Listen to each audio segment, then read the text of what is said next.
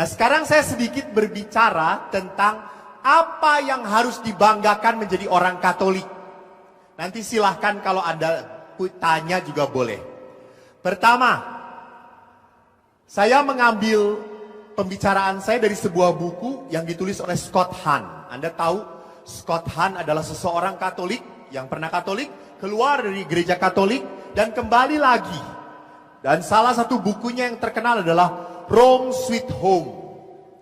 Dia kembali melihat, dia bangga menjadi seorang Katolik setelah belajar bahwa dalam gereja Katolik itu banyak hal yang sangat bisa dibanggakan. Kita tidak pernah, kita mungkin banyak kecewa, kalau misa juga sama. Jangan-jangan pada saat misa kita pas duduk, ada bel, teng, lihat pasturnya, iya. Pasti lila, itu lihat. Jadi bagaimana saya bisa menikmati Ekaristi kalau baru pertama saja sudah kesel dengan pasturnya. Jadi kita tidak pernah, yaitu kita sudah terluka batinnya. Kita sudah menolak. Kalau di dalam Ekaristi saya sudah menolak, maka berkat Allah berat untuk kita terima. Nah, sekarang saya akan berbicara berapa hal yang patut kita banggakan ada di dalam iman kita. Air suci. Santa Teresia Avila berkata, tidak ada satupun yang membuat roh jahat lari tunggang langgang tanpa memalingkan muka kecuali dengan air suci. Maka saya tidak pernah melarang ada kebiasaan orang Katolik yang menyimpan air suci di rumah. Boleh. Silahkan. Saya ingat Santa Teresia mengatakan tidak ada setan yang tidak takut dengan air suci. Pasti takut. Kalau kau beriman. Pada suatu hari di rumah retret. Di rumah retret kami itu seringkali banyak, kadang-kadang sudah didoakan karena malam kesurupan. Lalu saya tidak ikut dalam acara kesurupan itu. Frater yang masih blow on yang masih ikut. Lalu frater ini sudah kesurupannya di kapel. Di situ ada tabernakel, ada sakramen Maha Kudus. Anak ini dipegang oleh beberapa orang, dibantingkan. Lalu frater itu sudah mendoakan, dalam nama Yesus aku mengusir roh jahat. Gitu ya. Lalu frater itu memakai air suci, sudah dipercikin air suci, masih Sudah setengah jam mereka capek berdoa. Lalu mereka datang ke kamar saya, mereka panggil rajanya setan. Terus mereka ngomong, pastor ada yang kesurupan, doain, beres. Sudah pastor, sudah sampai bibir kita doer. Oh ya sudah, saya sekarang. Terus, saya datang pakai jubah. Lalu saya datang, anak itu, wah, gitu. Terus saya ngomong kepada frater keluar. Lalu banyak anak di situ, anak-anak keluar, semuanya. Biarin saya cuma berdua. Orang itu, wah, gitu. Saya diemin. Setelah semuanya pergi keluar, sudah sepi toh, saya ngomong, lu sendirian di sini, kapel gua matiin. Saya pergi juga, lu sampai pagi sendirian silahkan ya. Lalu dia langsung, oh jangan gitu pastor. Gitu.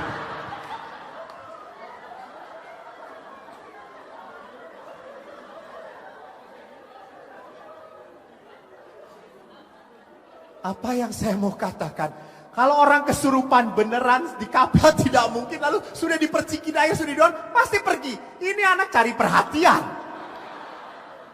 Jadi dia selama banyak orang, wah. Orang hari ini, mana sorangan sih di dia. Gitu. Apa orang leusian, orang oke gitu. Itu ya. Jadi jangan pernah sedikit-sedikit orang, wah kesurupan. Mungkin dia secara psikologis cari perhatian. Dia di rumah jarang diperhatikan, dia perhatikan, wah. Gitu. Semua orang jadi memperhatikan, wih kasihan dia. Dia pegangin, dia lus-lusin, apalagi anak perempuan cantik. Lalu makin senang dia. setannya makin nempel terus di situ. Saya mengatakan pergi, saya pergi sendirian, dia langsung selesai. Udah nggak jadian, selesai ya gitu. Jadi percayalah.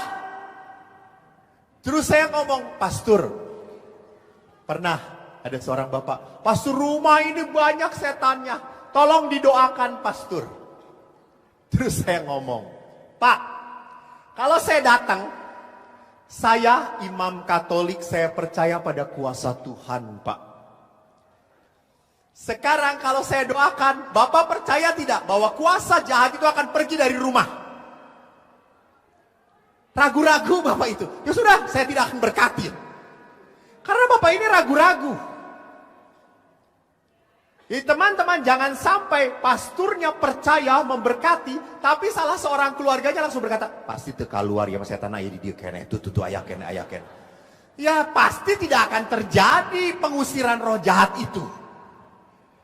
Teman-teman percaya waktu Yesus baca kitab suci, waktu Yesus membangkitkan anak Yairus. Apa yang dilakukan Yesus? Suruh pada pergi semua orang. Hanya beberapa rasul. Kenapa?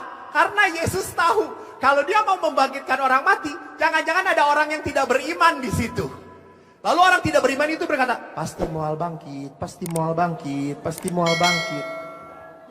Susah. Jadi di situ harus ada iman dahulu, baru terjadi sebuah mujizat. Sekarang saya tanya, nah, kamu siapa namanya tadi? Fritz, sini Fritz. Di sini aja Fritz. Terima. Kelas berapa Fritz?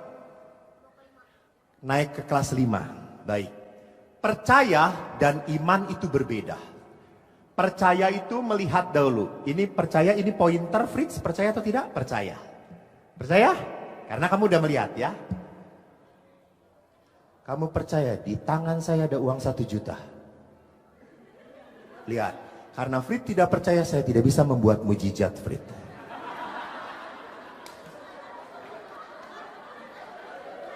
Tadi kalau kamu percaya, ada 1 juta dan saya kasih kepada kamu Fritz.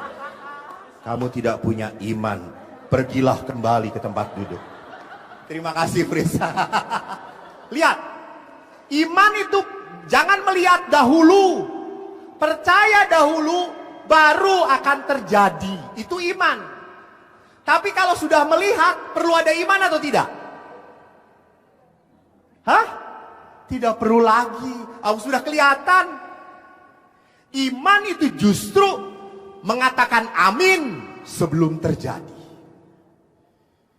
Maka ada kalau tolong anak-anak muda, kalau Pastor Nono memuji kamu, ih hai cantik, oh Pastor mau begitu, suka menghina, itu orang kurang beriman. Kalau Pastor Nono berkata atau Pastor Leo berkata, hai cantik, amin, amin, percaya. Jadi tidak perlu melihat, diamini akan terjadi. Jadi lihat di sini air suci pun sama. Saya harus mengimani. Saya teringat saya pernah membawa retret. Saya pernah cerita orang-orang bisu tuli. Bisu tuli itu saya beberapa kali memberi retret kepada mereka. Pertama-tama memberi retret ada penterjemahnya. Pakai bahasa isyarat. Lama-lama tidak pakai lagi. Mereka melihat bibir saya. Karena mereka mengatakan, Pastul, asu kalau ngomong las. Bibirnya las. Hai itu cool. Kurang ajar kata saya itu. Kamu udah cacat aja masih bisa menghina kata saya itu. Jadi pastor itu kalau ngomong jelas bibirnya kayak si tukul kata saya. Lalu suatu hari mereka mengajak saya, Pastor, ya ziarah. Apa? Ziarah. Oh ziarah? Ya. Kemana? Hayoi. Apaan hayoi itu? Kaliori? Ya bahu. Hayoi. Oke, kita ke Kaliori. Mereka tidak dari Jakarta, saya di Bandung. Pada hari H-nya saya ke Jakarta supaya barang-barang Kaliori di mana? Purwokerto. Saya berangkat dari Jakarta ke Purwokerto. Tiba-tiba kepala saya sakit sekali. Saya nggak tahan. Lalu ketemu mereka di tempat paroki, naik bus. Mereka udah suka cerita, hai betul, hai. Mereka tidak pernah tepuk tangan karena kan gak dengar apa-apa toh. Jadi, kayak gitu, saya hai. Hasun apa? Hakik, pusing. Duduk, tidur. Ya, saya naik tidur. Itulah enaknya kalau jalan-jalan dengan orang bisu tuli. Busnya tenang sekali. Gak ada yang ribut. Lalu sampai Kaliori, kepala saya masih sakit. Semua peserta sudah senang. Berdoa. Iya, kita berdoa. Mereka turun duluan. Saya belakangan, karena masih sakit kepala. Saya ngikutin mereka. Di Kaliori itu ada 7 atau 9 patung Bunda Maria dengan mata air. Lalu mereka tuh ngantri, ambil air. Saya tuh melihat, ngapain ngantri? Karena saya cuma mau cuci muka. Di sini penuh, yang kedua penuh. Saya cari yang ketiga, mau ngantri cuma cuci muka. Lalu si ibu-ibu berkata, oleh. Kenapa? Uut. Saya mau cuci muka. Oleh. Hosa. Alah, cek saya teh. Lalu saya ngikut di belakang antri. Saya langsung ngomong, baru sekarang pastor taat pada umat, kata saya itu. Tapi mereka dasar tuli gak denger apa-apa ya gitu ya. Lalu saya tuh di belakang, mereka gak mau nyuruh saya ke depan. Lalu teriak, Pastor, kita sama-sama umat Allah, kita ngantri ya. Ya, kata saya itu. Saya ngantri, akhirnya 1, saya cuci muka, bersih. Yang kedua, saya masih ngantri. Yang ketiga kan saya sudah capek. Ngapain? Nah, udah cuci muka. Kan tujuan saya cuci muka. Selesai, saya pergi. Lalu pas mau pergi, ibu-ibu tadi yang negur saya, belum, hamilan, ulang. Saya cuma mau cuci muka. Hosa. Dosa, saya itu. Akhirnya karena saya tidak mau merusak iman mereka, ngikutin salapan saya teh. Lalu setelah semuanya datang, saya misa dengan mereka. Setelah misa kita berdoa di depan Bunda Maria, tenang. Saya diem. Tiba-tiba ibu yang tadi datang kepada saya, duduk di samping saya. Pastor, makasih. Kenapa Bu? Saya datang dari Jakarta, berat, banyak beban, banyak masalah. Setelah berdoa, Pastor ambil air suci. Sekarang saya sukacita, bebas, bahagia, Pastor. Terima kasih. Ibu, saya datang dari Jakarta pening, sakit kepala. Saya tadi ambil air suci dan misa dan sekarang masih sakit kepala. Lalu ibu itu berkata, Pastor kurang iman.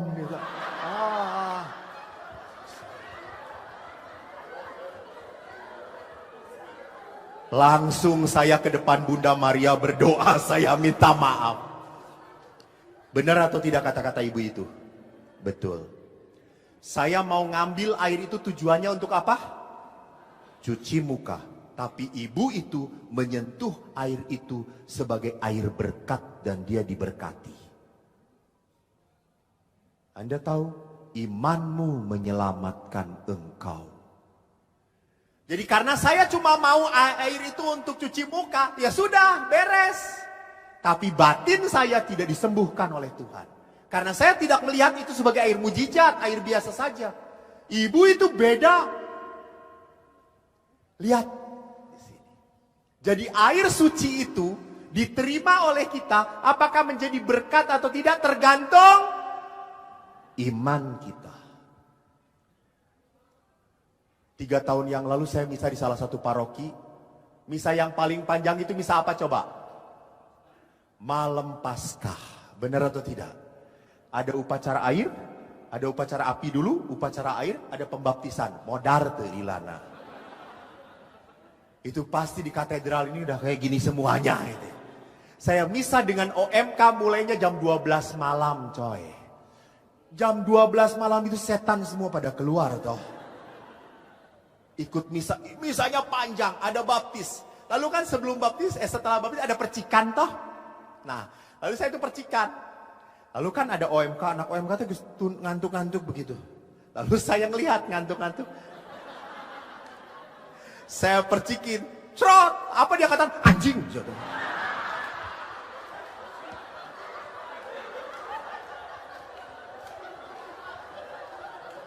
Mendapat air suci orang-orang tanda salib dia anjing gitu kan.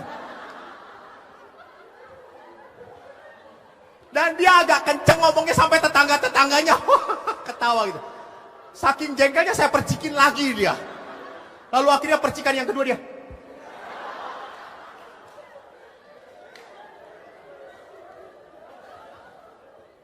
Mengerti maksud saya? Jadi maaf, air yang ditempatkan itu air suci. Tapi bagaimana saya melakukannya dengan iman atau tidak? Berapa banyak anak OMK masuk ke gereja buat tanda salib? Kita duduk di mana? OMK katedral tah. Lalu dijawab sama temannya, gue di belakang aja ngantuk euy. Terus dia yang belakang, yuk di belakang, gitu ya, itu lihat. Padahal mencelupkan tangan ke air suci.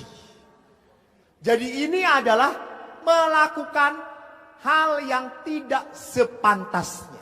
Yang kudus, tapi kita tidak hormati. Jadi ini kebanggaan kita, kita punya air suci. Pakai untuk menjadi berkat bagi kita. Jadi kalau Bapak Ibu mengatakan, Pastor boleh kami membawa minta air suci? Boleh. Ibu-ibu pakai air suci itu kalau suami ibu pergi buat tanda salib kepada suami Pak yang elingnya gitu ya. Anak-anak pakai air suci, kalau mama kamu cerewet marah-marah percikin air suci. Salam Maria penuh rahmat Tuhan sertamu. Pasti mama kamu jadi nggak marah gitu ya.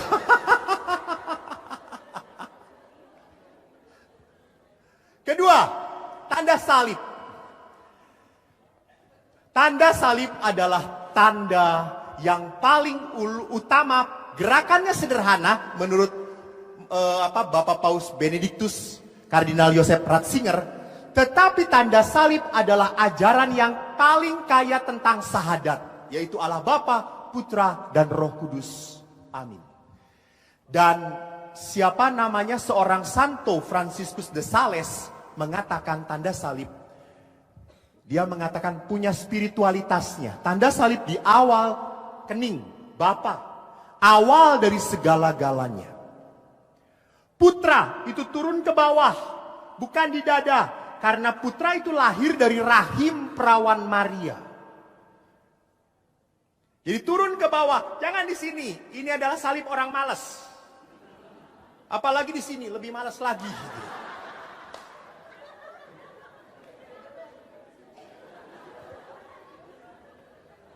Apalagi deh. Apalagi perempuan kan tiap pagi tanda salib. Sama Paulus, amin. Jangan kamu mau laki-laki ya. Tanda salib mengawali dari atas. Dalam nama Bapa dan Putera. Di mana Putera itu lahir dari perawan Maria. Roh Kudus itu gerakan dari kiri ke kanan. Kenapa? Karena Roh Kudus menurut spiritualitas Franciscus de Sales membimbing kita dari kejahatan ke kebaikan. Jadi bukan Roh Kudus, amin, tapi Roh Kudus, amin.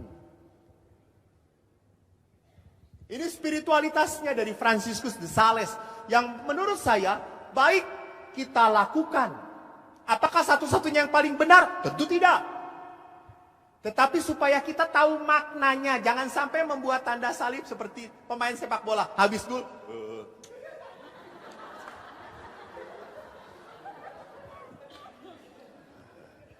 Tuhan dikasih gol gitu ya.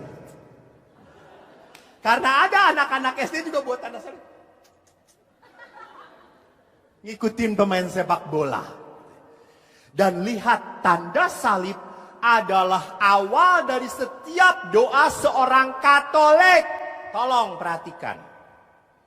Jangan sampai orang Katolik mulai doa tanpa tanda salib. Tuhan juga tahu. Tahu sih tahu, tapi kamu kampret. Kamu tidak setia dengan iman kamu. Doa selalu diawali. Saya ingat teman saya dulu sama-sama Mas Dinar. Lalu teman saya tahu bahwa saya itu paling senang warteg. Makan di warteg. Habis naik sepeda ke warteg. Lalu dia ngomong, "Pastor, warteg ada yang paling enak di Bandung." Cek saya teh, "Di mana?" "Geger Kalong, daerah tempatnya Aagim. Di sana kan ada Daurah Tauhid di situ. Tapi pastor yang makannya pakai udang-udang dan berjilbab, pastor. Semuanya, karena itu daerahnya Aagim." Terus saya mengatakan, "Lu di situ makan?" "Iya." "Doa dulu enggak?" "Doa, pastor, saya mah Katolik. Mas Dinar." Terus saya tanya, "Pakai tanda salib enggak?" "Ya itu, pastor." "Apa maksudnya?" "Saya kalau buat tanda salib saya langsung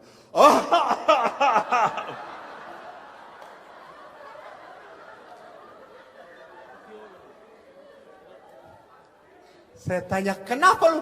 Nanti kalau jelas-jelas langsung Allahu Akbar, paeh maneh gitu ya. Moal cek saya itu. Jadi ingat, ini adalah kita sebagai orang Katolik tidak boleh malu, bukan menunjukkan, bukan pamer, bukan. Saya justru memperlihatkan saya beriman. Saya melakukan ini semuanya dalam nama Bapa, Putra, dan Roh Kudus.